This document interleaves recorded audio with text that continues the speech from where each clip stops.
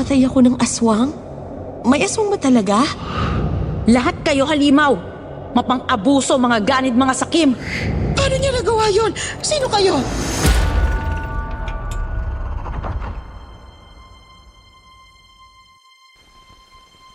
The proclamation of martial law is not a military takeover.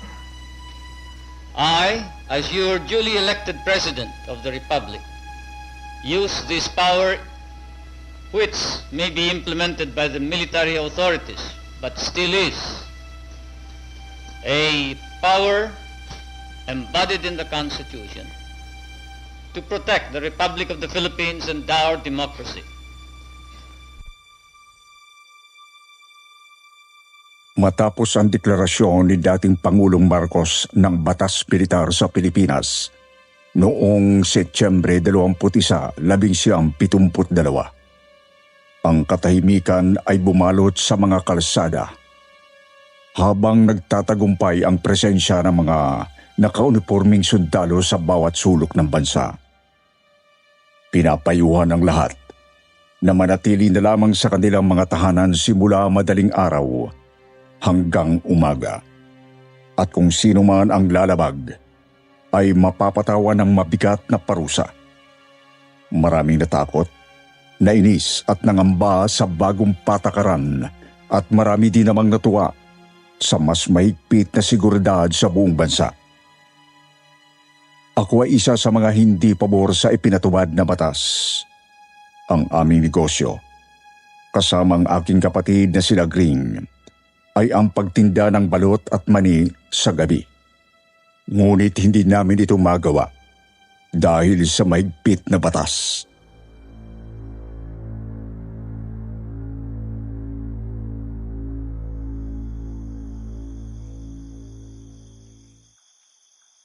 Ate, lalabas pa tayo ngayon?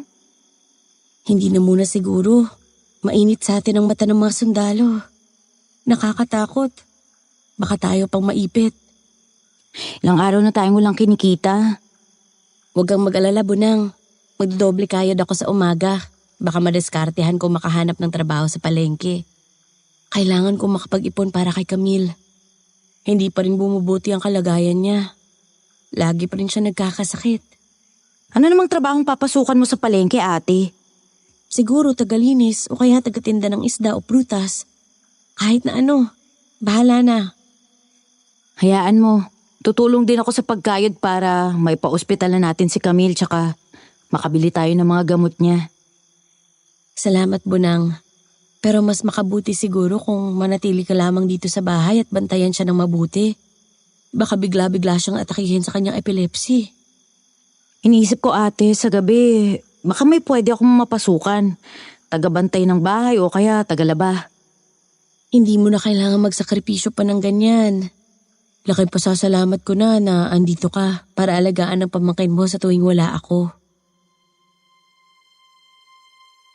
Ang nakatatanda kong kapatid na sila Gring, ang aking tanging kasama sa buhay.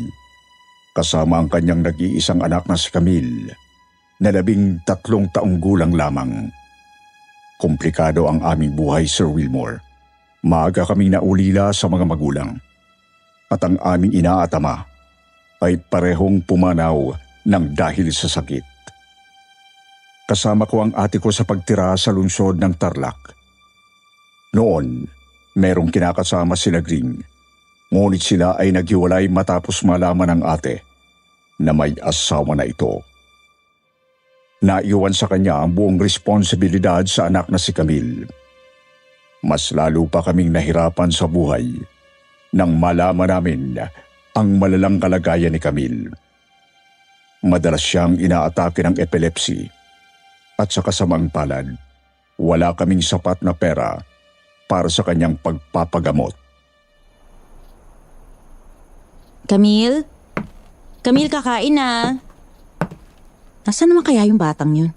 Kung saan-saan na naman siguro nagsusuot. Camille! Camille! Diyos ko, ate, si Camille! Si Camille inaatake na naman! Ang tagal, mga ilang minuto na. Ano gagawin natin? Tumawag ka ng sasakyan sa labas! Dali! Bilisan mo! Diyos ko! Camille! Andito si nanay!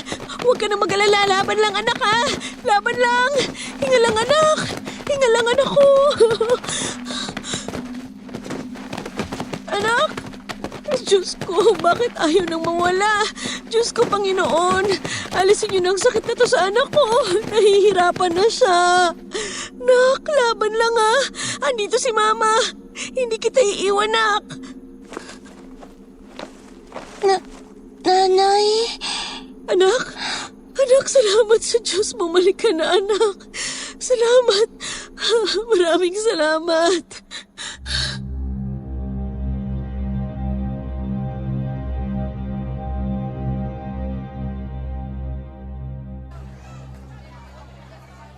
Magandang araw po, ma'am. Ako po si Lagring. Baka po naghahanap kayo ng tindera. Kunin niyo na po ako. Magaling po akong magbenta. Makakatulong po ako sa inyo. Nagtitinda rin po kasi ako ng balot sa gabi. Kaya maalam na ako sa ganitong trabaho. Kailangan ko lang kasi. Yung 13 anyos kong anak kasi gusto kong ipagamot. Magalas siyang atakihin ng epilepsy eh. Nag-aalala na ako.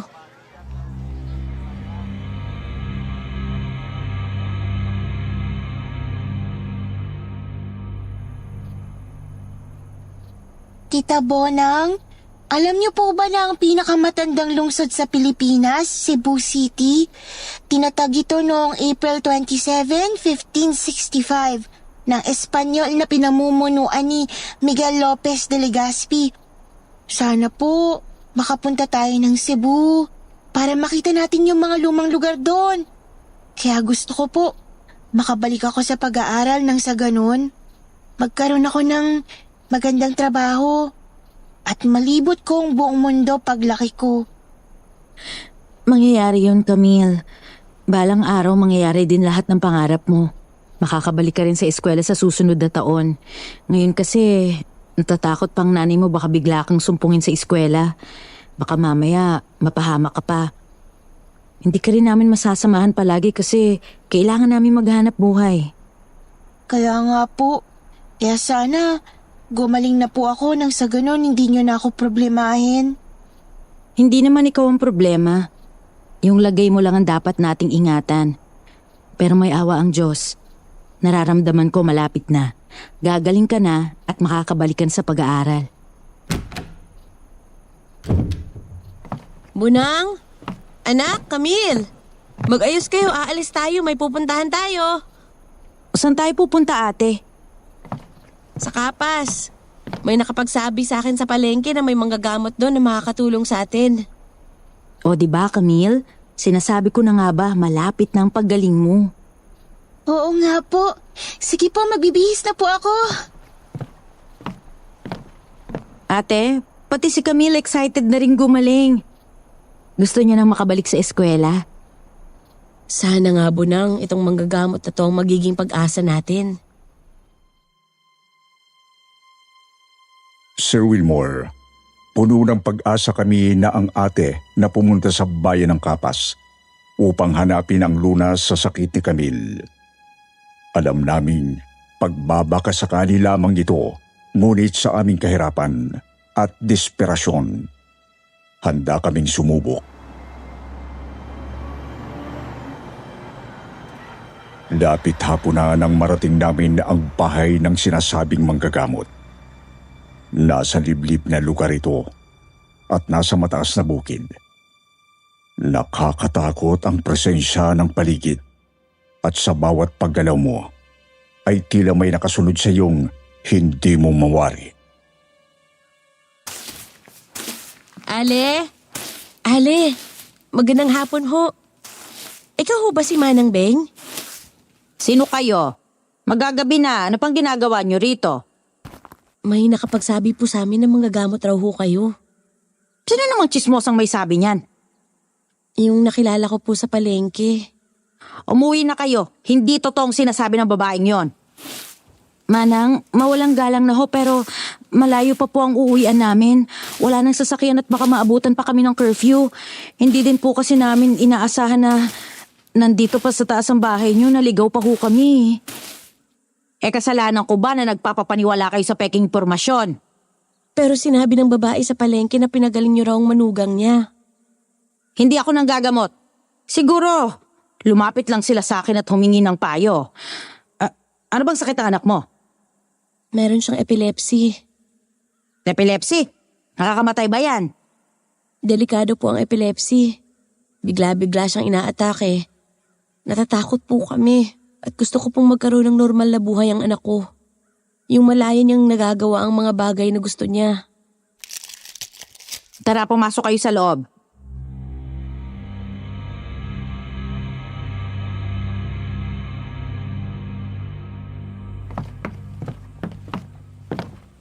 Sige, maupo kayo dyan sa kama. Mamahalin yan. Gawa pa yan sa lumang tabla. O siya, pasensya na rin kayo sa baho ng manok. Talagang nandito sila sa loob ng bahay. Para hindi pag-interesan ng kung ano man.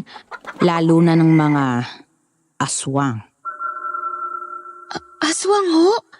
May aswang ho ba rito? Wala anak. Huwag kang matatakot. Nagbibiro lang si Manang Beng. Ay, lahat na nagpunta dito sa akin para magpagamot, sinasabi ko na lamang sa kanila ang aking sikreto. Pero, isa tong hakbang na delikado pero garantisado. Tulad ng Manang Beng. Bago nyo marinig ang mga sasabihin ko, gusto kong makasiguro na talagang desidido kayo at interesado sa mga sasabihin ko. Lahat gagawin ko para sa anak ko. Nay, tita, uwi na lang po tayo. Natatakot na po ako. Kahit ang bata hindi sigurado sa mga pinaggagawa ninyo. Manang Beng, pwede ba na pag-usapan na lang natin to ng pribado? Walang problema.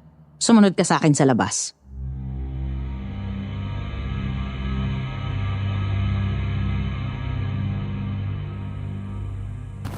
Hindi ko madalas sa sinasabi to kung kani-kanino. Dahil sabihin na lang nating imposibleng misyon ito. Iilan lang ang nakakagawa nito. Madalas yung mga taong desperado at malalakas ang loob. Nanay ako, Manang Beng. Kaya kung may tao man na maaaring maging desperado at malakas ang loob para sa anak nila, isa na ako ron. Dugo ng aswang diablo. Dugo ng aswang diablo? Huwag ka maingay. Baka may makarinig.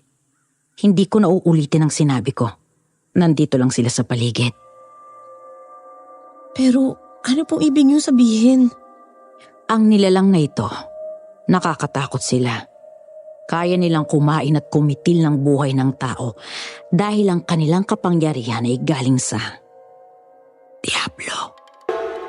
Pero ang dugo nila ay may kakayahan din na hindi alam ng karamihan. Ang magbigay ng biyaya at swerte, ang magbigay ng bata at sariwang kutis, at magpagaling ng kahit na anong karamdaman. Pero syempre, lahat may kapalit. Lahat ng hiling may kabayaran sa Diablo. Ano po bang dapat kong gawin? Kung totoong matapang ka at handa ka sa kaakib at nakabayaran, kailangan may mapaslang kang katulad ng sinabi kong nilalang. Dapat na maangkin mo ang dugo nito at mapainom sa anak mo habang bilog ang buwan. Papatay ako ng aswang? Posible ba yun? May aswang ba talaga? At saka, paano ko ito makikita? Tulad ng sinabi ko, nandito lang sila sa paligid. Sinakop ng mga nilalang na ito ang mundo at patuloy silang dumarami. Kailangan mo lang maging mapanuri. Madaling maamoy ang masangsang na amoy nila. Kaya madali mo silang makikilala. Pero pagpalagay na nating may mahanap ako, kailangan ko talagang pumatay?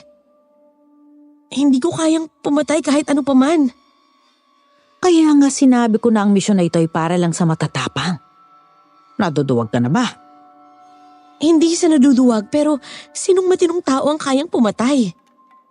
Gusto mong sagutin ko?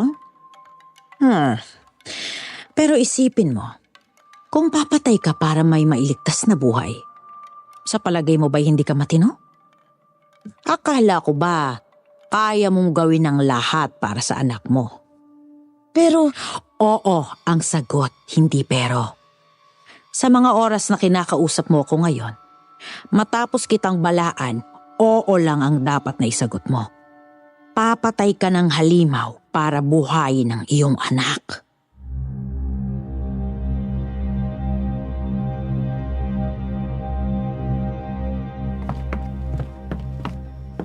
Ate, kumusta? Bakit parang ang lalim ng pinag-usapan niyo nung matanda? Bunang, may kailangan akong puntahan. Ikaw na munang bahala kay Camille pansamantala. Bakit, Nay? Saan ka pupunta? May dapat lang akong puntahan para mahanap ang gamot sa sakit mo. Malayo po ba yan, Nay? Baka alam ko yan. Magaling ako sa mga lugar sa Pilipinas. Malapit lang ako, anak. Ate, saan ka ba pupunta? Mabilis lang naman ako. Hindi ako masyadong magtatagal. Gusto mo samahan kita? Hindi maaari. Kailangan kita para alagaan ang pamangkin mo. Nag-aalala kasi ako sa iyo eh. Kung mabilis ka lang naman, baka pwede kitang samahan. Ngayon po kayo aalis? Gabi na po Baka mapano po kayo dyan sa labas. Nay, Tita Bonang, kahit wag na lang po muna ako gumaling. Anak, pagkakataon na natin to. Hindi ko to kayang sayangin. Ang pinaka-importante sa akin ngayon, ang gumaling ka at magkaroon ka ng normal na buhay. Hayaan mo, pinapangako ko sa iyo na lagi akong mag-iingat. Ate, pumayag ka ng samahan kita. Mas mapapanatag ako kung magkasama tayo. Pero kasi, Hindi ko maintindihan ang kapatid ko noong una. At bago kami umalis ay nagdala siya ng itak at kutsilyo na hiniram niya kay Manang Beng. Noong una, inakala ko na gagamitin niya ito upang makuha ang halaman na kailangan niya sa madilim na bukid na nilalakaran namin. ewan ko ba Bunang kung bakit kita sinama? Kapag si Aling Beng nang nagsasalita, para dapat lagi ko siyang sundin eh. Baka kasi siguro dapat mo akong isama. Di ba, maghahanap lang naman tayo ng gamot? Ano bang klase ang gusto? Herbal ba na dahon o ano? Prutas ba o kung anong bulaklak? Basta nakakalito. Bigla na lamang akong napapayag. Hindi ko na rin maintindihan ang sarili ko eh. Ate, natatakot na ako ha. Ano ba talaga nangyari? Ano bang sinabi sa'yo? Bunang, aswang Diablo ang sabi ng matanda. Kailangan ko pumatay ng aswang na Diablo at kunin ang dugo nito. At ito ang papainom ko kay Camille para gumaling siya. Ano? Sinabi niya yon? Paano naman tayo papatay ng ano? Aswang Diablo? Hindi ko alam. Sa tuwing kinakausap ako ng matanda, para laging dapat akong sumunod. Para lagi siyang tama. Ate, baka hinipnotismo ka nung matanda. Diyos ko, ate. Iniwan natin sa matanda si Camille. Diyos ko, tara, bumalik na tayo, dali. Ate? Ate, ano yon? Hindi ko alam, Bunang. Ate, masamang pakiramdam ko. Kumapit ka sa akin, Bunang. Kumapit ka sa akin. Natatakot ako, ate. Tumakbo tayo, bilis! Bilisan natin takbo, Bunang! Ano yun, ate? Hindi ko na kaya tumakbo. Hihingi tayo ng tulong. Hihingi tayo ng tulong.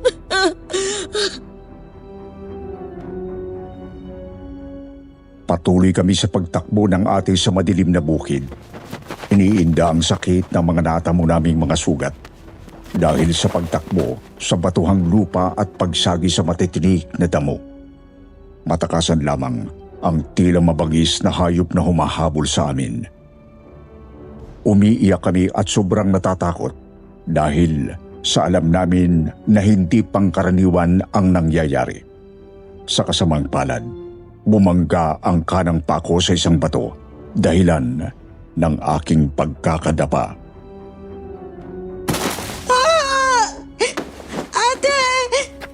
Bunang! Bunang! Kailangan mong tumayo. Kaya mo ba? Aray! Humahapdian pa ako, ate. Nasugatan yata. Bunang, tara na. Tumayo ka na dyan. Ate, sige na. Mauna ka na, ako na bahala. Ano ka ba? Hindi ko gagawin yan. Tara na. Ilang sandali pa, naaninag na namin ang misteryosong nilalang. Sa di kalayuan, tanaw namin ang anino ng isang nakatayong lalaki.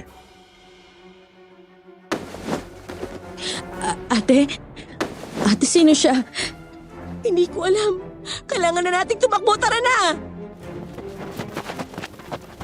Sa puntong ito, wala nang mapagsidlan ang takot ng aming nararamdaman. Pilit akong tumayo at tumakbo ng paika-ika, gawa ng sugatan kong mga pa. Patuloy pa rin kaming sinusundan ng misteryosong lalaki at patuloy naming pinipilit na makatakas mula rito. Ate, pagod na ako. Hindi ko na kaya tumakbo. Huwag tayong hihinto. Huwag tayong hihinto. Sa kabutihang palad, nakarating na kami sa bandang highway. Muli kaming tumakbo ng mabilis para maghanap ng saklolo. Mailap ang pagdaan ng mga sasakyan dahil umpisa na rin ang curfew. Nakita namin ang lalaki na natigilan siya at nanatiling nakatayo sa bukid. Kahit anino lang ang nakikita namin sa kanya, alam namin na tinitingnan nila kami. Tumakbo pa kami ng tumakbo sa pag-asang makalalayo kami ng tuluyan sa lalaki.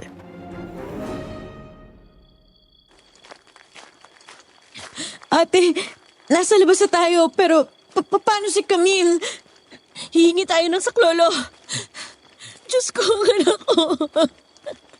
Diyos ko, huwag niyo po siyang pababayaan.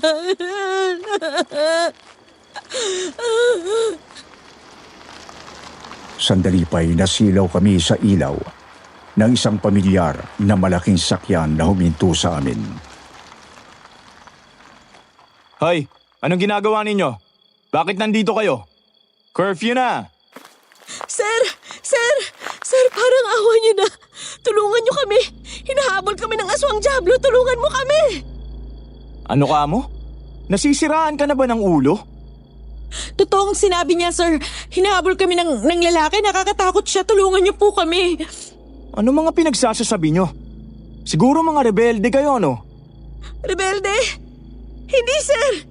Totoong sinasabi namin at nasa loob ng bukid na yan ang anak ko. Kaya kailangan niyo kaming matulungan para mabawi siya. Parang awa niyo na, sir. Basuyo naman po. Baka wala na tayong oras. Tulungan niyo na lang po kami. Huwag nyo na nga akong dinadaan sa mga kwento-kwento nyo. Mabuti pa, sumama na lang kayo sa akin. Sir, huwag naman, parang awa niyo na. Nagsasabi kami ng totoo. Nasa panganib ang buhay ng anak ko. Hindi kami kalaban, sir. Wala akong pakialam sa anak mo o kung sino pa mang Poncio Pilato yan. Tara na, tara. Sumama na kayo. Parang wala ka namang awa. Nakikiusap kami na maayos, Ay, sumasagot-sagot ka pa, Bariling kaya kita sa bungo nang matigil ka. Ano, sasama ba kayo o hindi? Unang si Camille. Diyos ko, paano na si Camille? Kung sasamahan niyo kami sa loob ng bukid, malalaman mo na totoong sinasabi ko. Tama na ang satsat. Sumama na lang kayo bago pa ako mapigon sa inyo. Ano ba? Makakalabas lang po ba kami kaagad? Tama na ang satsat. Sumama na lang sabi kayo eh. Sa takot sa nanggagalaiting sundalo, sumama na lamang kami at sumakay sa kanilang military jeep. Hindi na rin namin mapigilang maiyak sa mga nangyayari sa amin. Halo-halong takot ang aming nararamdaman para sa aming kahihinatnan at ang pag-aalala sa kalagayan ni Camille.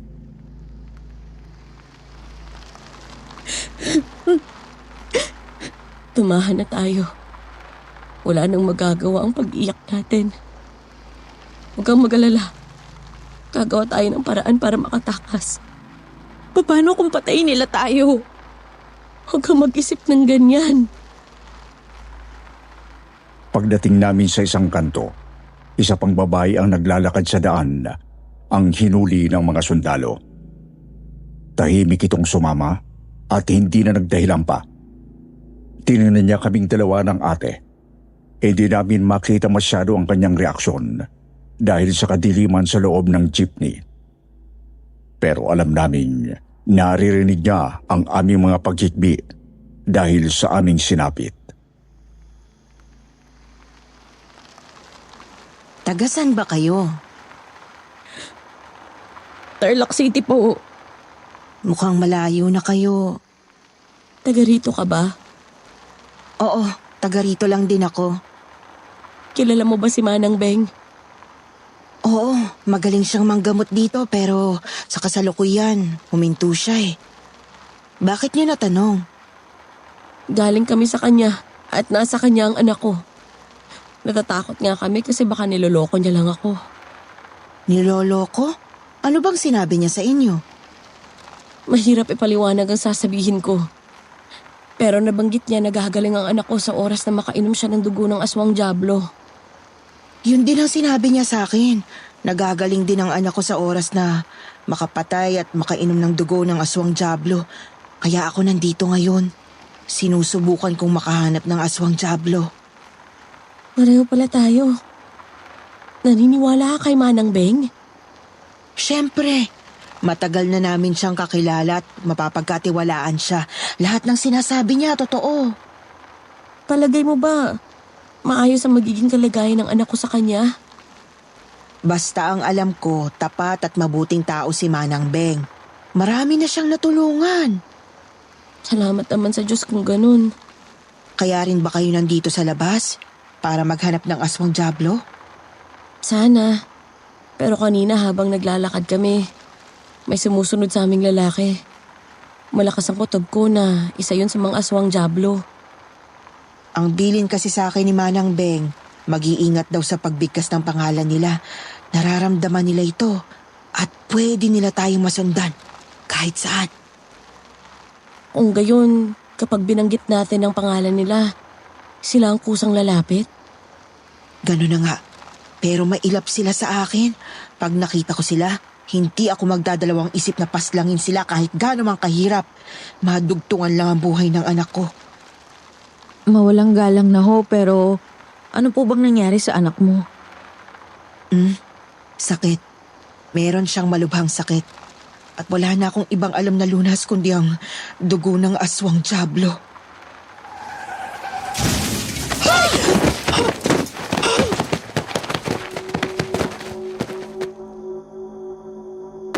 Anong nangyari? Bunang! Bunang! Ayos ka lang ba? Ayos lang ako, ate. At tumilapon ako sa bandaro ng konti kaya nauntog ang ulo ko pero ayos lang ako. Bunang! Bunang, dumudugo ang ulo mo! Diyos ko! May sugat ka sa ulo! Ayos lang ako, ate. Sugat lang to.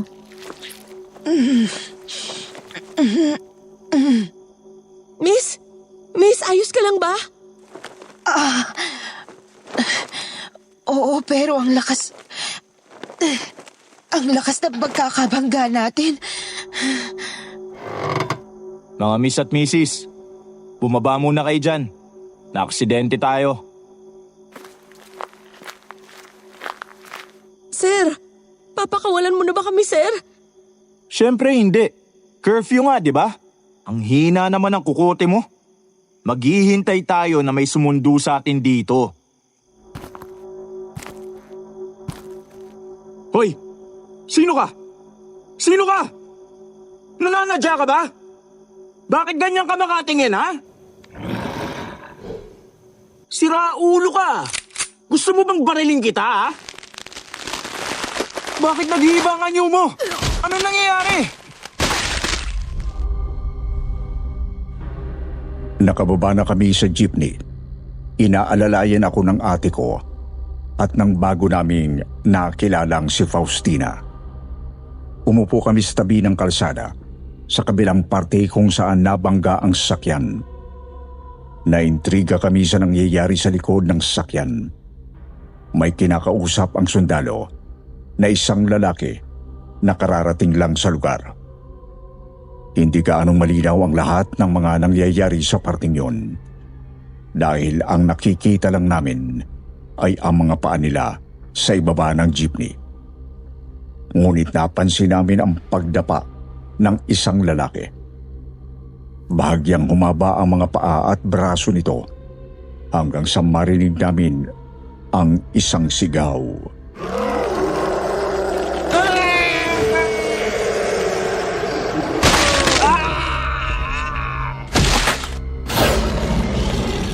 Ano yun? Narinig nila tayo. Anong gagawin natin? Mahuli kaya natin ang nilalang na yan? Ilang sandali pa, nakita namin ang nakadapang nilalang na may mahabang mga paa at mga braso ang umakyat papunta sa gubat. Iniwan ang sundalo habang umaagos ang dugo nito sa kalsada.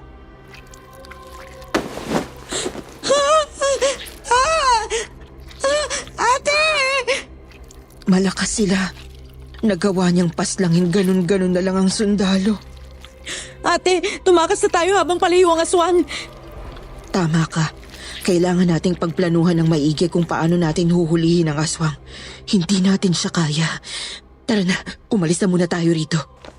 Bunang! Kaya mo bang makatayo? Oo, ate, kakayanin ko. Tayo na, may alam akong daan na mas ligtas. Nagmadali kaming makaalis sa lugar na yon at naglakad papunta sa kawalan. Hindi ko na maramdaman ang sarili ko at nahihilo na ako. Inaalalayan ako ni ate at ni Faustina habang sabay silang nagdarasal, umaasang magiging mabisang pangontra ito sa aswang. Habang Ginoong Maria, napupuno ka ng grasya. Ang Panginoong Diyos ay sumasa iyo. Bukod kang pinagpala sa babaeng lahat at pinagpala naman ang iyong anak na si Jesus. Santa Maria, Ina ng Diyos, ipanalangin mo kami makasalanan. Ngayon at kung kami mamamatay. Amen. Amen. Ate, hindi ko na kaya. Nangihina na ako, ate. Konting tiis na lang. Makakahanap din tayo ng tutulong sa atin, Bunang. Faustina, wala na ba talaga ibang tao rito? Hindi ko na nga din alam kung nasaan na tayo. Akala ko ba alam mong daan? Para kasing nagkamali ako eh. Masyado yatang napalayo na ang biyahe ng jeepney. Kaya kung saan na tayo nadala, pasensya na ha. Paano na yan? Ano na ba gagawin natin? Ay, Bunang! Budang! Nawalan na siya ng malay, Faustina! Diyos ko, sana naman may dumaan na sasakyan. Bunang, huwag kang susuko ah! Lumaban ka!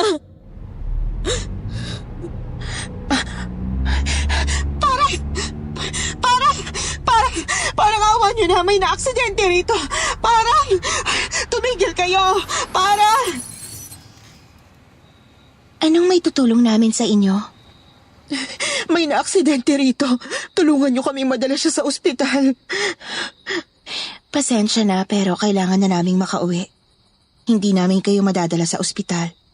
Pero kung gusto nyo, sa baryo na pupuntahan namin, may doktor doon na pwedeng tumingin at gumamot sa mga na-aksidente. Pero hindi ko kayo pipilitin. Nasa inyo pa rin ang desisyon. Sasama po kami. Kung magagamot doon ang kapatid ko, sasama kami. Tulungan na kita. Tara na, buhatin natin ang kapatid mo papunta sa loob ng kotse.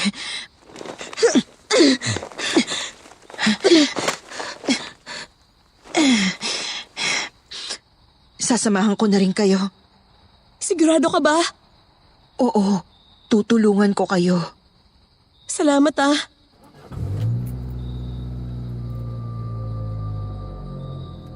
Nagising ako, Sir Wilmore, sa isang mainit na kubo. Meron akong benda sa noo at ramdam pa rin ang sakit ng pagkakabangga ko sa jeepney. Una kong hinanap ang ate ko na wala sa lugar na yon. Walang ibang tao noon sa loob ng kubo, kundi ako lang. Kaya agad akong naghanap ng tao sa lugar.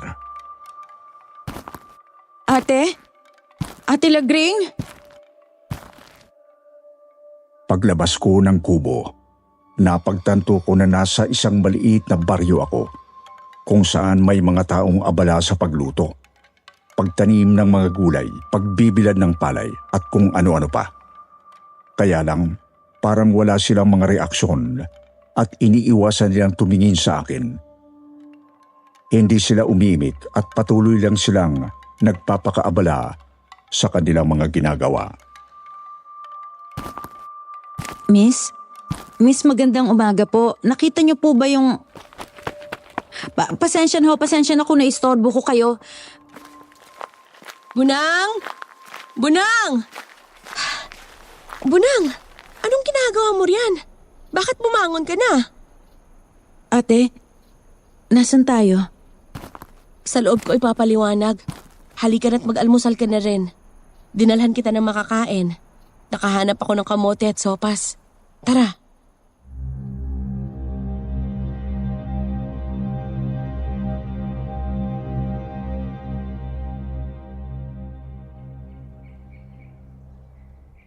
Kagabi, nawalan ka ng malay dahil dyan sa tinamumong sugat sa ulo mo. May mabait na babaeng may sasakyan na nagdala sa atin dito, si Marvy. May doktor sila dito at nagbigay ng paunang luna sa'yo. O ito, kainin mo to habang mainit pa. Sama-sama silang nagluluto dito. Ang pagkain ng isa, pagkain ng lahat. Ate, nasa na ba talaga tayo? Ano bang lugar na to? Alam mo, hindi rin ako sigurado eh. Ang alam ko lang, ligtas tayo rito. Mabuti nga nagising ka na. Pag mabuti ng pakiramdam mo, makikiusap sana ako sa'yo na magpunta ka sa bahay ni Manang Beng. Sunduin mo roon ang pamangkin mo at umuwi na kayo. Ano? Eh, ikaw, paano ka? Bunang, may kasunduan kami ni Faustina. Magkasama kaming huhuli ng... Alam mo na kung anong tinutukoy ko. Pero sinimulan na natin to. Tatapusin ko na. Gagawin ko ang lahat. Mabigyan lang ng lunas ang sakit ni Camille. Ate, delikado. Hindi pa ba tayo susuko? Ako nang bahala kay Camille. Hindi ko naman siya pababayaan eh. Lagi akong nasa tabi niya. Akong aalalay sa kanya para hindi siya mapahamak. Bunang, hindi mo pwedeng gawin yun. May sarili ka ring buhay at mga pangarap. At gusto ko rin magkaroon ng normal na buhay si Camille. Kaya desidido na ako. Kaya ang kailangan ko ngayon, ang suporta mo sa akin para sa misyon na to. Maipapangako mo ba? Paano niyo gagawin yun? Pag-iisipan pa naming mabuti ni Faustina.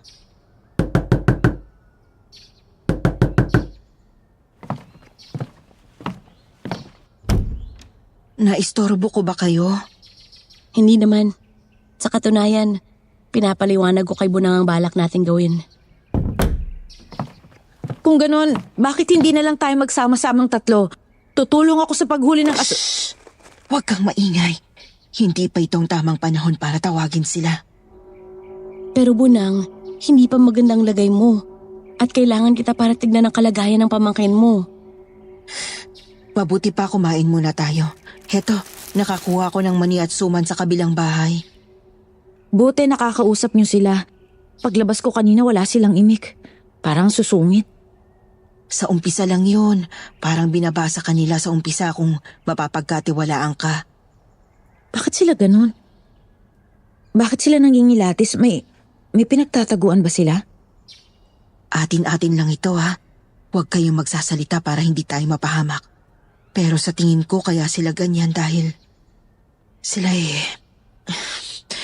mga rebelde. Rebelde? Huwag kang maingay. Pero may mga hawak din silang armas at nag-iensayo sila makipaglaban. Hindi ba't ganun ang ginagawa ng mga rebelde?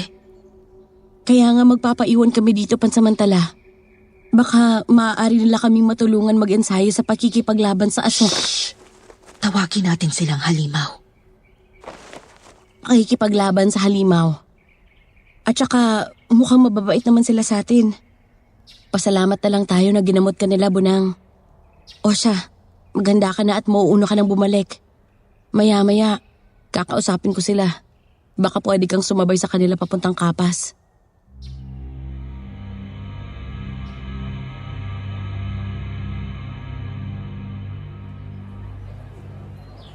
Nilabas na mula sa dyaryo ng gobyerno ang tungkol sa pag-atake ng mananalakay sa isang sundalo kagabi, senyor. Paniguradong isisisi nila sa mga rebelde ang nangyari. Dapat tayong maghanda, Marveka. Hindi lang sa mga armas, kundi pati sa mga diskarte.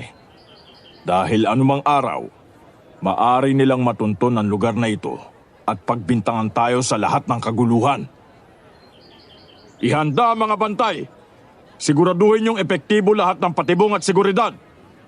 Kailangan na nilang makatikim ng impyerno bago nila tayo malapitan. Paano ang mga dinala natin dito kagabi, senyor? Papayagan ba natin silang makauwi? Tonta! Isang malaking katangahan ang tinatanong mo, Marveka. Lahat ng papasok sa kubli na to ay hindi maaring lumabas ng buhay. Nagkakaintindihan ba tayo? Masusunod, senyor. Ipag-uutos ko na wag silang paalisin at wag silang hayaang tumakas.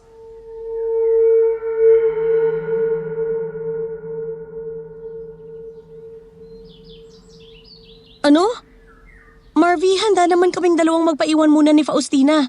Habang si Bunang pauuwiin ko muna para masamahan niyang pamangkin niya. Pangako, walang pagsasabihan si Bunang tungkol rito. Patawad. Pero sa kubli na ito, hindi ako masusunod. Kung hindi ikaw, sino? Pwede ko ba siyang makausap? Hindi.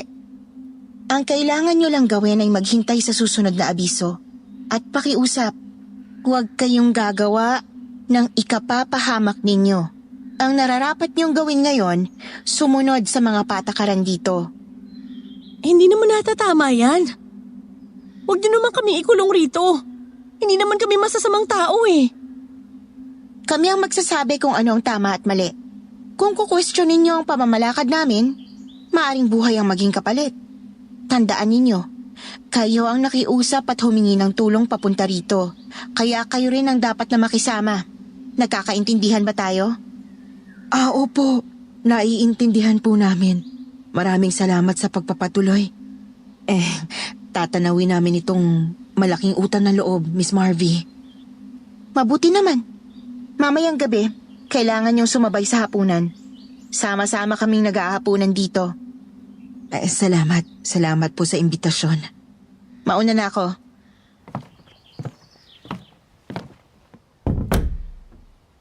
Huwag na tayo makipagdiskusyon sa kanila. Alam natin kung ano ang mga pwedeng nilang gawin. Ipakita natin sa kanila na hindi nila tayo dapat pagdudahan para sa kaligtasan nating lahat. Maghahanap tayo ng magandang tiyempo at pagkakataon para makaalis dito. Paano si Camille? Paano ang anak ko? Maniwala ka sa akin, kung kasama niya si Manang Beng, nasa mabuti siyang kalagayan. O kung ganyan ang trato nila sa atin, pwede naman tayong tumakas. Yan ang pinakahuli natin gagawin. Gwardyadong lugar na to at hindi natin alam ang daan palabas. Kaya kung gusto pa natin makalabas dito ng buhay, susunod muna tayo sa ayaw natin o sa gusto. Tama si Faustina. Wala tayong magagawa sa ngayon. Pero pagplanuhan natin ng mabuti ang mga susunod nating gagawin. Wala kaming kasiguraduhan sa mga ginagawa namin. Mula sa paghahanap ng lunas para sa sakit ng pamangking kong si Camille, hanggang sa misyong pumatay at kumuha ng dugo ng aswang. Hanggang sa mapadpad kami sa kuta ng hindi namin malamang grupo.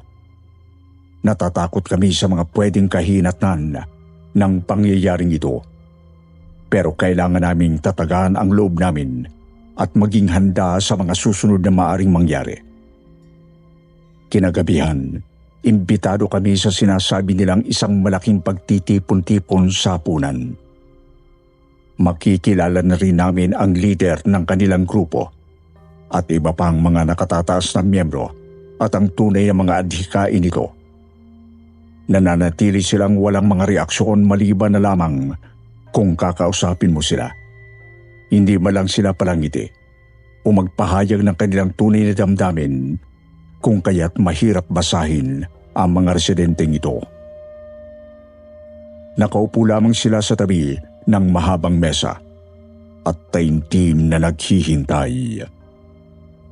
Pinaupo nila kami sa dulong bahagi ng mesa. May mga taong nagmamasid sa amin. Ang iba naman ay nahihiya. Pero isang lalaking pasulyap-sulyap ng tingin sa akin ang kumuha ng aking reaksyon. Mahaba ang buhok niya at may balbas. Umiiwas siya sa tingin sa tuwing titingnan ko siya pabalik. Ilang sandali pa, dumating na ang isang matandang lalaki, payat at may suot na salamin. Nakaupo siya sa unang bahagi ng mesa at pinagmamasdang mabuti ang mga tao sa lugar. Masaya ako na nandito kayong lahat. Alam kong abala kayo sa mga ginagawa nyo dahil sa paghahanda natin sakaling matunto ng ating kubli.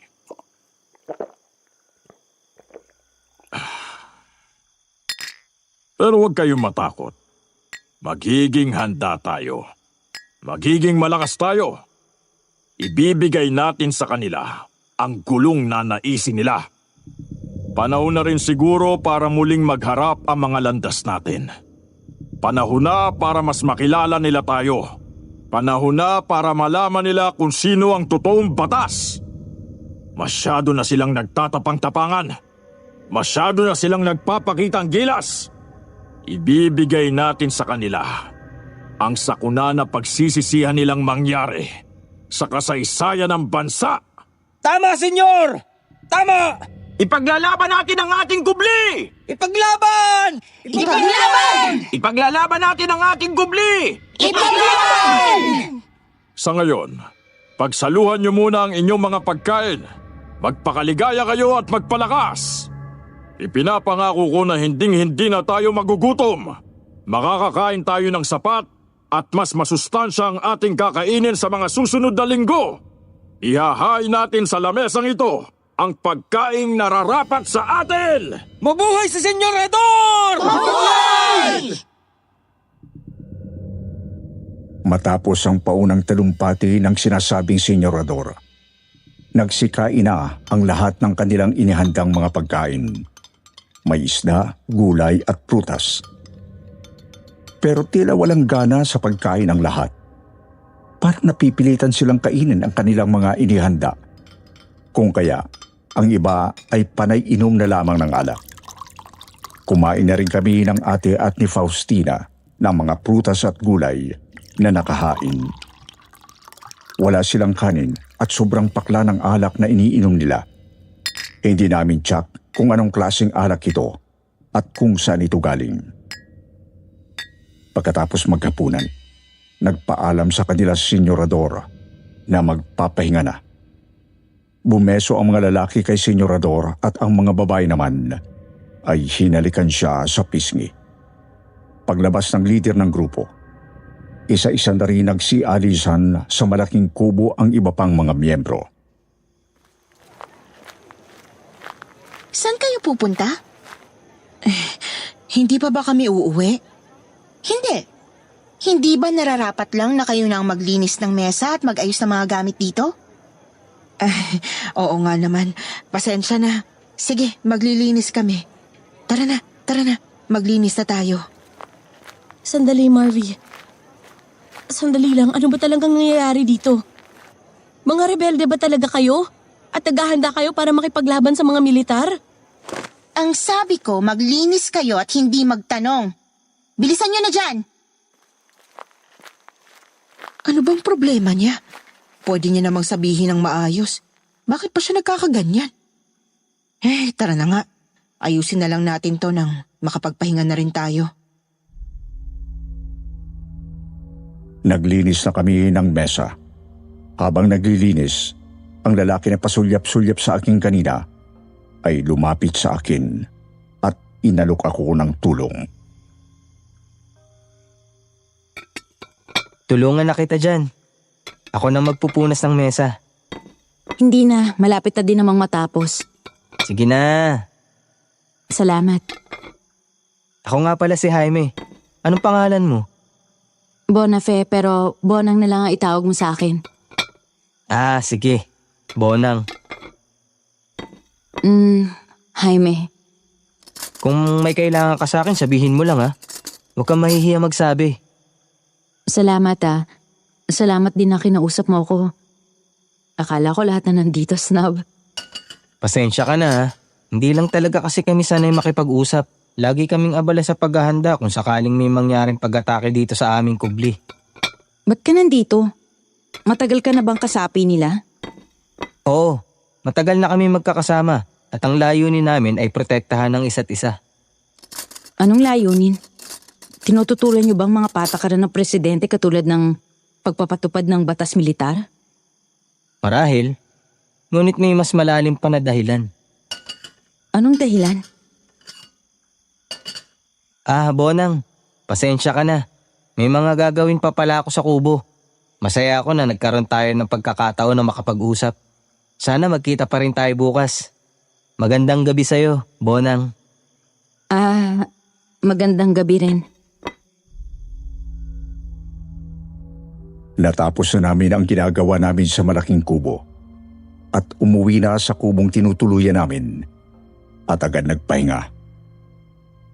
Kalagitnaan ng gabi, hindi pa rin ako makatulog dahil nag-aalala ko sa kahihinatnan ng pananatili namin sa lugar na ito. Magkatabi kami ng ate ko sa isang kama habang si Faustina naman ay natutulog sa mahabang upuan sa labas. Habang sinusubukan kong matulog at nakatingin sa bubong na nipa, may napansin akong kakaiba sa itaas. Parang may matang nakasilip. At nakumpirma ko ngang mata ito nang gumalaw ang bilugang itim ng mata. Ate! Bakit, Bunang? Hindi ka ba makatulog? Ate, may tao sa labas. Parang may nakasilip na mata. Nasaan? Wala naman ah. Nawala na pero kanina may nakita talaga akong nakasilip eh. Sigurado ka ba? Hindi kaya kwago o pusa o ibon?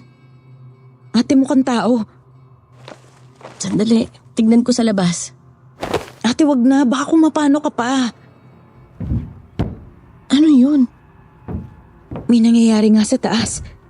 Tignan natin kung ano. Ate, wag. Hayaan na lang natin. Hindi natin malalaman kung hindi natin titignan.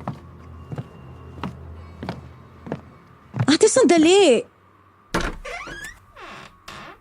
Wala namang tao ah. Pasensya na ho kung nagulat kayo. Ako ho ito, si Jaime. Jaime? Anong ginagawa mo rito? Nandito ako para tulungan kayong tumakas. Delikado rito. Kailangan nyo nang umalis ngayon at matutulungan ko kayo. Ate. Kung yan ang makakabuti, edi sige. Sasama kami sa'yo.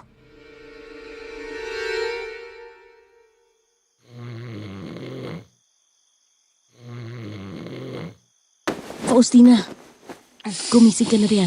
Aalis na tayo. Aalis? Bakit? Mapanganib rito. Kailangan nating umalis. Akala ko ba dito muna tayo hanggang sa makahanap tayo ng aswang? Mas hindi tayo makakahanap kung nakakulong lang tayo rito. Kaya tara na. May tutulong sa ating mga binata. Nakumbinsi rin namin si Faustina na sumama sa amin. At habang natutulog ang lahat, sa kalaliman ng gabi, pasikreto kaming dumaan sa madilim na likurang bahagi ng kuta. Kabisado ni Jaime ang lugar, kaya inaalalayan niya kami sa aming ginagawang pagtakas. Dito ho tayo. Sumunod lang ho kayo sa mga yapak ko dahil maaari niyong matapakan ng mga patibong na nakakalat kung saan-saan. Sandali lang. Sigurado na ba tayong aalis na tayo? Hindi ba? Kasi magandang oportunidad na makasama tayo sa kanila nang sa gayoy mas maging matapang at lumakas tayo sa pakikipaglaban. Hindi ba't ganun ang ginagawa niyo? Ma'am, nagkakamali po kayo ng iniisip tungkol sa amin. Mas makakabuti kung ililigtas nyo na ang mga sarili nyo. Ano ba kasi kayo? Kulto? Rebelde? Ano ba? Faustina, kung ayaw mo sumama, sige na. Pwede ka nang magpaiwan kung gusto mo. Kami na lang ang tatakas. Ano nga kasi kayo? Ipaintindi mo sa akin. O baka naman kayo ang mga aswang diablo?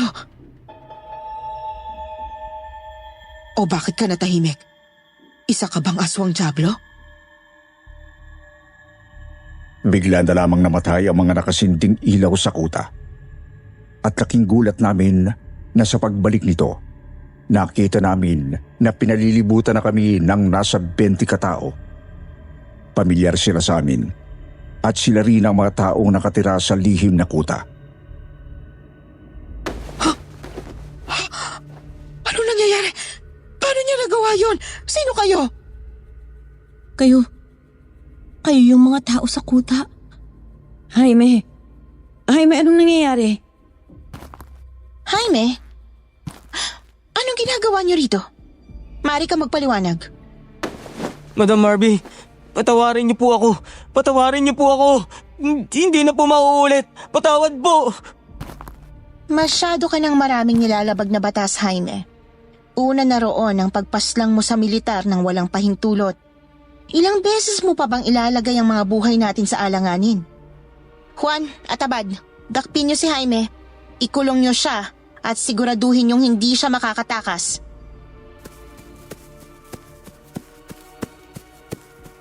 Binitbit ang dalawang lalaki si Jaime pabalik ng kampo.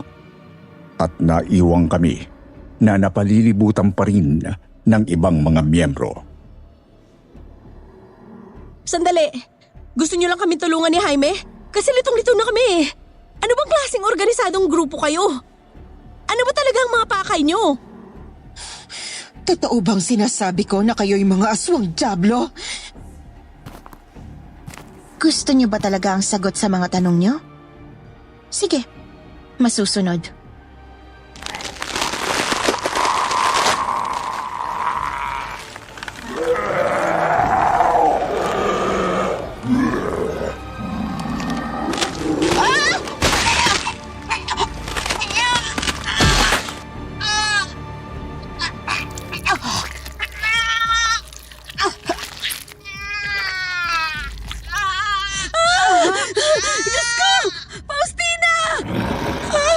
Ate, huwag ka lalapit sa kanila!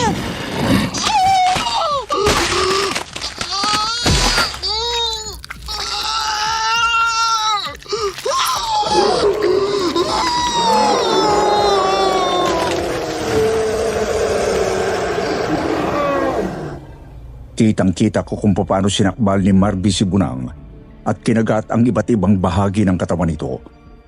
Hanggang sa umandusay si Faustina sa lupa at parang asong ulol na kinain ni Marby ang mga lamang loob ng kaawa-awang ginang. Ano pang hinihintay ninyo? Saluhan niyo na ako.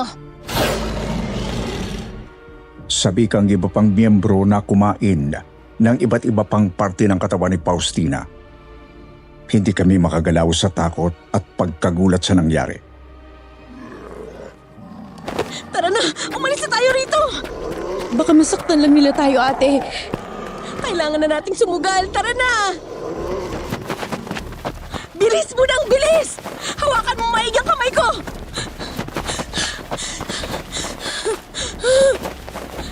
Ate!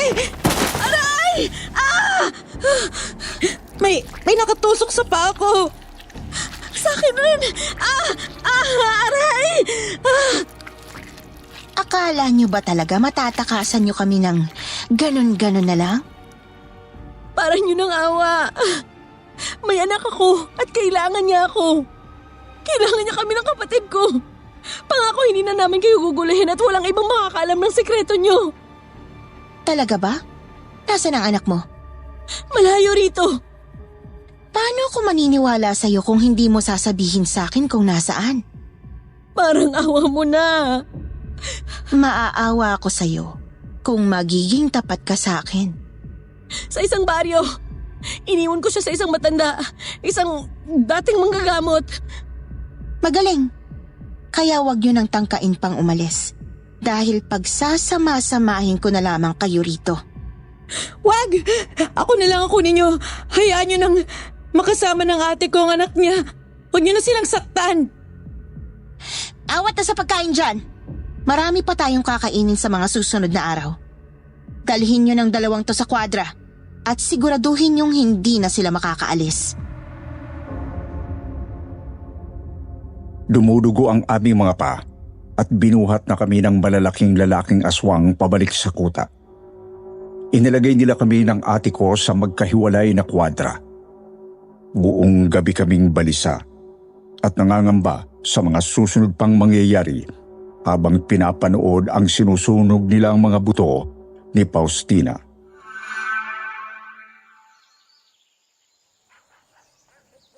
Kita mo yan, bata? Kitang-kita ng nanay na manok kung paano kulutuin ang mga itlog niya. Nalulungkot po ba ang manok habang niluluto mo ang mga anak niya? Pwede, pero siguro naman masaya siya dahil hindi niya na kailangan magpalaki ng anak, hindi ba? Masayahay na ang buhay niya ngayon. Sa tingin niyo po mas magiging okay ang buhay ni nanay kung wala ako sa buhay niya? Depende, hindi na natin masabi. Ang tagal na po nila. Hindi na nila ako binabalikan. Siguro po ayaw na nila sa akin. Paano mo naman nasabi Hindi ba't umalis nga sila para mahanap ang gamot mo? Bakit hindi pa po sila bumabalik? Siyempre, hindi nahahanap lang sa daan ang gamot mo. Siyempre, kailangan pa nilang pumatay ng aswang Diablo para lang makakuha ng dugo na ipapainom sa'yo. Ano ho? Ang sabi ko, kailangan nilang makahanap ng aswang Diablo. Aswang Diablo? Oo, mga aswang na gawa ng Diablo. Aswang Diablo. Ay, Diyos ko, bakit ko ba sinabi yun? Iha, maganda ka. Kailangan nating umalis. Ngayon din.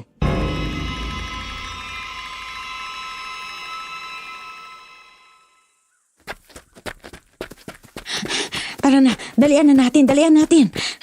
Saan po tayo pupunta, Lola? Huwag ka ng maraming satsat, bata ka. Bilisan mo na rin tumakbo. Ikaw po yung mabagal tumakbo Sumusunod lang po ako sa inyo. May punto ka. Matanda na kasi ako. Basta tumakbo ka na lang. Kailangan nating makalis bago sila dumating. Sino pong sila? Wala na po ako maintindihan. Bata, anong nangyayari sa'yo? Bakit ka ba nagkakaganyan? Ay, naku naman, anong gagawin ko? Bakit ka pa inatake ng ganyan? Bakit ngayon pa? Ay, napakamalas naman ang lahat. Napakamalas. Ay, tumigil ka na dyan, tumigil ka na. Mukhang masama ang lagay niya. Kailangan niyo ng tulong? Ikaw? Tanda, nagkita tayo ulit. Kumusta ka na?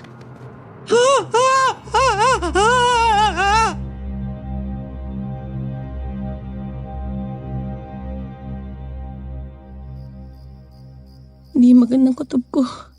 Diyos ko, sana wala namang mangyari masama kay Camille. Magdasal tayo. Diyos ko, sana napapakinggan niya pa rin tayo.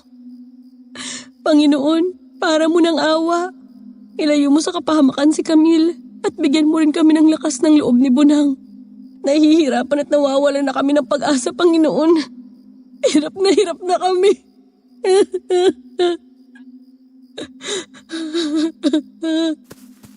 Bonang, Jaime, akala ko binihag ka na nila. nagawa ko makatakas. Sino ka ba talaga? Ikaw ba yung pumatay sa sundalo nung gabing nahuli kami? Sana mapatawad niyo ako. Ang totoo niyan, ako yung sumusunod sa inyo noong mga gabing yun. Narinig ko ang mga pag-uusap niyo. At ang gusto lang naman ng ate mo ay makapiling muli ang anak niya. Kaya gumawa ako ng paraan para makatakas kayo sa sasakyan. Matutulungan mo pa ba rin kami ngayon? Maitatakas mo pa ba kami dito? Imposible sa ngayon. Ang tanging naiisip ko lang na paraan ay tuluyang isuplong ang kubli sa kinauukulan. Huwag kayong mag-alala. Pag nangyari yun, babalikan ko kayo at ililigtas ko kayo. Bakit ginagawa mo to? Bakit ang bait mo sa amin? Dahil minsan naging kapatid, anak at magulang din ako. Pero lahat sila nawala na sa akin ng dahil din sa mga halimaw. Kaya kung may magagawa ko para hindi niyo maranasan ang naranasan ko, gagawin ko. Maraming salamat, Jaime. Salamat, Jaime. Mag-iingat ka. Kagad nang umalis si Jaime, nag-iba ang anyo niya at humaba ang mga paa at braso. at mabilis na gumapang sa madilim na parte ng gubat. Pagkaraan ng isang gabi, saktong kabilugan ng buwan, muli nila kaming inimbitahan sa isang pagsasalo-salo. Ginapos nila ang mga kamay namin at paa at muling pinaupo sa huling bahagi ng mahabang mesa. Wala nang nakahain sa mesa at masama ang tingin sa amin ng lahat ng miyembro. Nandito tayo ngayon para sa isang hapunan na matagal na nating hinihintay. Iba ka talaga, Marveka. Maaasahan ka talaga. Sinikap nating magbagong buhay. Sinikap nating maging normal na mga mamamayan. Pero wala naman tayong tulong na natatanggap mula sa itaas. Anong ibinigay sa atin? Dahas at pagsisikil. Nararapat lang na malaman nila na mas marami tayong kayang gawin. Kaya rin nating ibigay pabalik ang bangungot na binibigay nila sa atin. Ipasok ng sorpresa kay Senyor Diablo. Bitiwan niyo ako. Kahit ako na lang ang kainin niyo, wag na yung bata. Bitiwan niyo siya. Huwag po! Parang awa niyo na po! Camille! Camille, anak! Hoy, mga walang hiya kayo! Bitawan yung anak ko! Nay! Nay! Nanay ko, sabi tiwan niyo ako! Tama na. Huwag naman ang bata. Pakawalan niyo siya. Himala! Isang napakagandang biyaya. Nagmamakaawa ko sa inyo, ako na lang. Huwag ng anak ko, parang awa niyo na. O kahit ako na lang, matanda na ako. Pinauubaya ko ng sarili ko. Huwag lang ang pamilyang ito. Manahimik ka, Beng! Masyado ka na yatang nakakalimot sa pinanggalingan mo.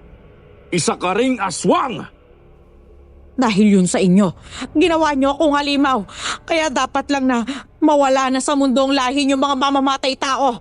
Dahil kahit kailan, hindi na kayo magbabago. Patayin niyo na siya! Nakahanda na ako.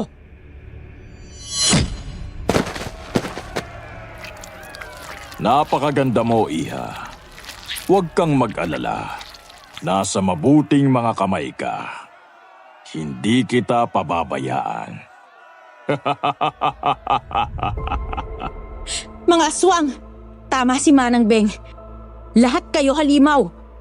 Pare-pareho lang kayo. Mapang-abuso, mga ganid, mga sakim. Sarili lang ang iniisip. Lahat kayo Diablo. Magsama-sama kayo sa impyerno. Bunang, ano ka ba? Hindi mo maililigtas sa pamangkin mo dahil sa mga sinasabi mo. Tumigil ka nga! Mahal na pinuno, parang awa mo na. Huwag mong sasaktan ng anak ko. Para niyo ng awa. Kung sa bagay, tama ka. Ayoko namang matawag na isang halimaw. Sige, pagbibigyan ko kayo. Madali naman akong kausap. Ibabalik ko na mga bata. Hayaan nyo na siyang sumama sa kanyang ina. Senyor? Diyos ko, Bunang! Huwag kang mag-alala. Kung ako ang gusto mo, kusa kong iaalay ang sarili ko para sa kaligtasan ng ate at pamangkin ko. Tita Bonang... Camille, samahan mo na ang ate. Ako nang bahala. Pero tita... Samahan mo ng nanay mo. Nay! Anak! Nay, si tita! Halika nga rito, Iha. Ano nga ulit ang pangalan mo? Bonang? Napakaganda mo. Tigilan mo ako. Tigilan mo na kami. Paano kung sabihin ko sa iyong nais kitang bigyan ng magandang oportunidad? Makakaligtas ang pamilya mo at hahayaan ko na lamang sila sa kanilang buhay. Pero, ikaw, magiging bahagi ka ng samahan at magiging isa ka sa amin. Tinatanggap mo ba? Kung ipapangako mo magiging ligtas ang ate at pamangkin ko, gagawin ko kahit anong gusto mo. Inipon ang lahat sa labas ng kubo. Ipinahiga ako sa isang maliit na lamesang gawa sa kawayan at iginapos ang buong katawan ko. Nakapaikot sa akin lahat ang mga aswang dyablo. Tinanggal na rin nila ang pagkakagapos ng ate dahil mahalaga raw ang gagampanan niyang tungkulin sa gagawing ritual. Heto lagring ang batong diablo mula sa utak ng matandang bebang. Bibigyan kita ng pagkakataon na ikaw mismo maglagay nito sa katawan ng kapatid mo bilang tanda na ibinibigay mo na siya sa amin.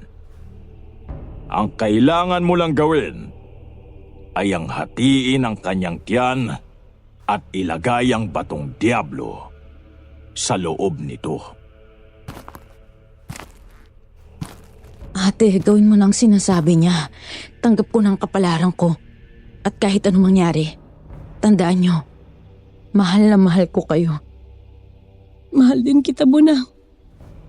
Napakabuti mong kapatid. Ate, anong ginagawa mo? Ate, bakit hinahati mong sarili mong tiyan? Anong ginawa mo? Pigilan niyo siya! Ate!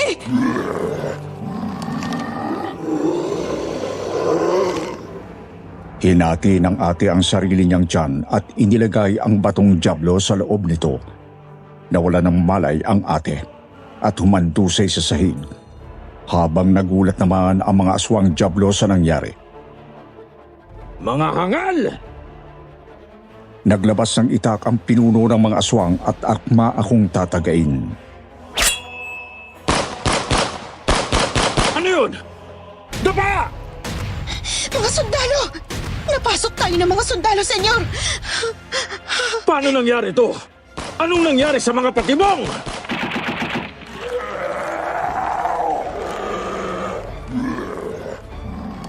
Nang marinig kami ang putok ng mga baril, nagpanik ang mga aswang dyablo. Nagbago ang mga anyo nila. Humaba ang mga paa at braso. Gumapang ang iba para magtago, habang ang iba naman ay kinuhang kanilang mga baril at armas para makipaglaban sa mga sundalo. Isa na roong senyorador na galit na nakipagbakbakan sa kanila. Kung inaakala niyong natatakot ako sa inyo, nagkakamali kayo! Senyorador, hindi na natin sila kaya. Nabahag na ang buntot ng marami sa mga kasamahan natin. Wala na tayong kalaban-laban ngayon. Tumakas na tayo, dali!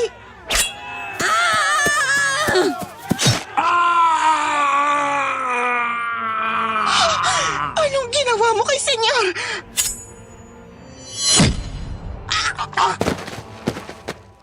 Nakita ng parating na si Jaime ang pangyayari. Biglang nagkamalay at lumiksi ang ate. Agad siyang lumampot ng itak at isinaksak sa tiyan ni Senyorador. Hanggang sa humandusay ito at namatay. Bigla niya ring tinaga ang ulo ni Marby at hinayaang humiwalay ang ulo nito sa kanyang katawan. Agad akong pinuntahan ni Jaime at tinanggal ang pagkakagapos ko. Bonang, kinalulungkot ko. Pero isa na ring aswang diablo ang ate mo.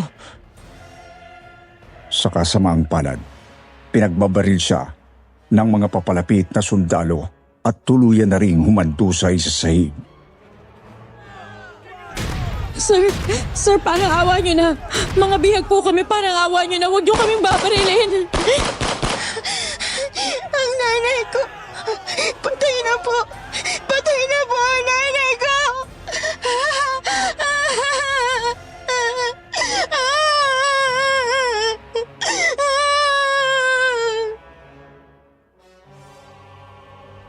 Naawa sa amin ang mga sundalo at hinayaan kaming makalapit sa nakahandusay. Puno ng tama ng baril at wala ng buhay na si Ate Lagring. Isang kabayanihan ang ginawa ng ate mo, Bonang. Nay! Huwag niyo po kaming iwan ni Nay! Nay! Bonang, ipainom mo sa pamangkin mo ang dugo ng ate mo para matupad ang kahilingan ng ate mo para kay Camille. Ate, ako sana. Ako sana dapat hindi siya.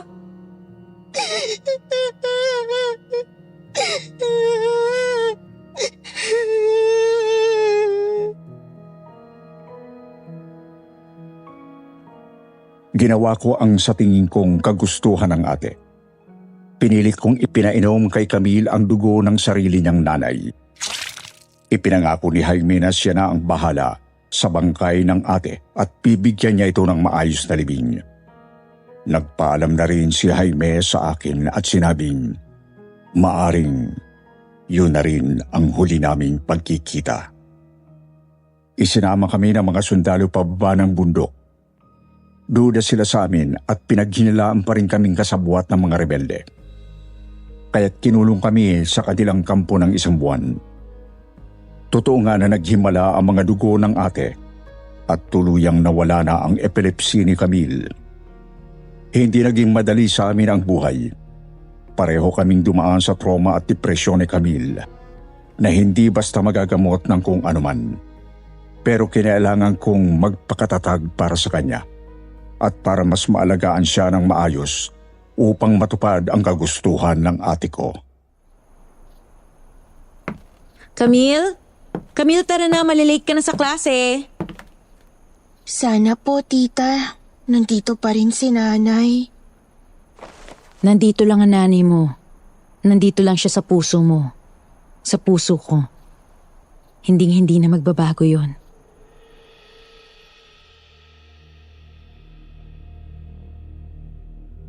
Pagkalipas ng ilang taon, nakapag-aral din ako at naging abogado. Habang si Camille naman ay nagkaroon ng trabaho at nilibot ang buong Pilipinas hanggang sa makapaglakbay rin siya sa labas ng bansa. Ginugol ko ang maraming taon sa pagtatanggol ng mga mahihirap at mga inaabuso. Wala na rin akong naging balita sa mga aswang, pati kay Jaime. Hindi na rin ako natatakot sa kanila dahil alam ko sa mundong ito, marami pa ang dapat katakutan. Hindi lang ang mga aswang, pati na rin ang mga taong ganid at mapang-abuso. Wala silang pinagkaiba sa mga aswang dyablo.